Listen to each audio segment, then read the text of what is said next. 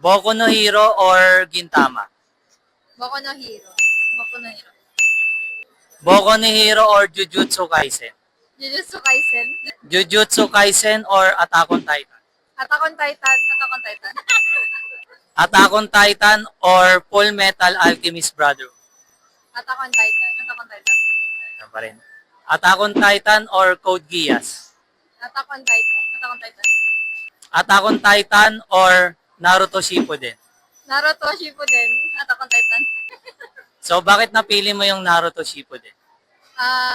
Di ko alam pero siya yung first na anime na napanood ko aside sa Attack on Titan. And ang dami ko rin natutunan na lesson.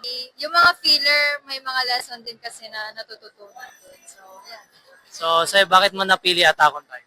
Yung pagkakaplat ng story niya, super angas. Kasi like yung mga twist niya, like super unexpected. Hala, sila Bertolt pala, tsaka si Reiner yung ano sa